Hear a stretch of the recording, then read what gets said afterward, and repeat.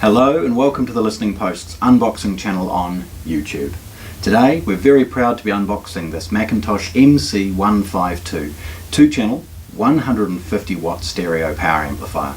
This brute of an amplifier is actually the entry level in McIntosh's range and one of the smallest, yet physically still monstrous. Looking at this product, its packaging is always very good. McIntosh double box all of their products as for obvious reasons exporting and even just couriering locally could lead to potential damage. These boxes are large, and as I spin this around you will see that there's information about the product on two ends, and as well as the two long sides. This product is very heavy, probably the largest that I could unbox by myself, and so let's have a look. Right, McIntosh is sealed with a factory sort of a fabric tape, McIntosh branded.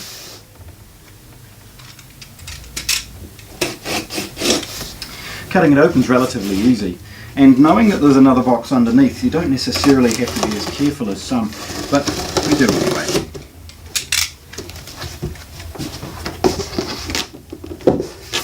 Very stiff cardboard, very well protected. Now let's have a look as I try and lift this up so that we can see it for the first time. Now with any heavy product you should really be careful unboxing it, and probably do as I'm doing, which is to roll the product out of the box rather than trying to lift it. So by lifting the box off, you have no big issues as far as removing this heavy product. As I mentioned, it's double boxed, so these protective foam inners allow the product to sit suspended inside the larger end of the box. Spinning this over again, we'll have a look at the inner box. Two big carry handles either side, model and serial number information on the top, and along the front edge it is sealed again with McIntosh factory seal. Opening that seal, very straightforward, reveals a flap. Towards the back, by the way, is McIntosh's key used to tighten up the binding post of the rear. There is a piece of protective cardboard with a little inlay for the front surface of the amplifier. There's a New Zealand IEC power cord. This one's actually quite large, it's a good bulky cable. And McIntosh's full colour user manual.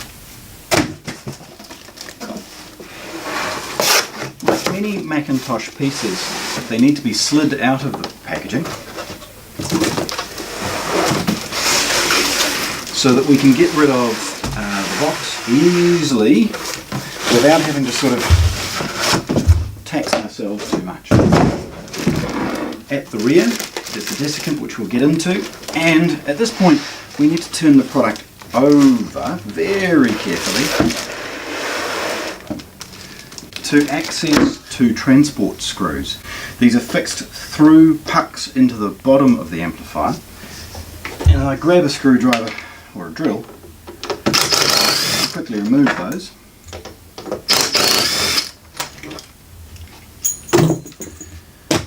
We look at the extent of the packaging, or at least the levels that McIntosh has gone to ensure this product is protected in freight.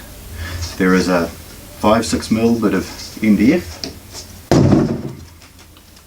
and I think at this point I'm probably going to roll. Oh no, I'll take it off. There's the cardboard, again with an insert for the front display, and these two plastic puck feet which have been aligned through predetermined screw holes in the chassis of the amplifier, enabling it to pin perfectly in place. Again, very carefully turning this over. This is a brute.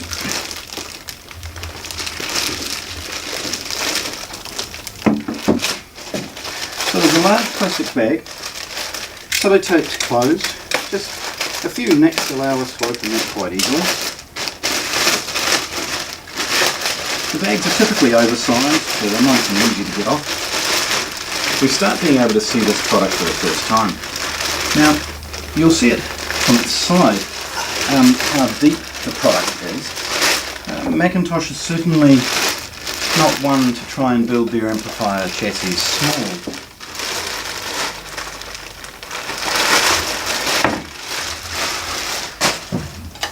Right, so let's have a quick look.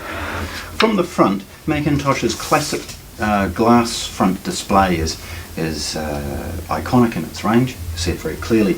These two front buttons, both for power and light, are press buttons, and as I pull this up for a moment, you'll see the circuit topography and wiring that is printed on the top of all of the McIntosh amplifiers. This being the smallest one, the Autoformer output transformers are actually internal rather than exposed like many others. You'll see excellent ventilation and the amplification stages, which runs down the side. Spinning it slowly around again, have a look at this product's depth. And at the back we get to see some of the units' inputs and outputs. Looking across from the top down, the first set in the middle there we have single-ended RCA inputs with balanced beside them. There's a switch off to one side enabling you to switch between balanced and unbalanced inputs. There is some control as far as turning this unit on and off from preamps and other products from McIntosh, and a switch for power saving mode. Beneath it is the IEC input and fuse, and then the left and right channel outputs. You'll notice McIntosh use multiple taps off its output transformer, giving this amplifier the ability to have a 2, 4 or 8 ohm output, delivering 200 watts in any of those loads. Okay, so here is this beautiful, beautiful power amplifier, admittedly the baby of the range in McIntosh, but still iconic and loved worldwide. Unboxed here at the listening post in Christchurch, New Zealand, McIntosh's MC152 2-channel 150 watt power amplifier. Thanks for watching. If you want to see more, subscribe to our channel.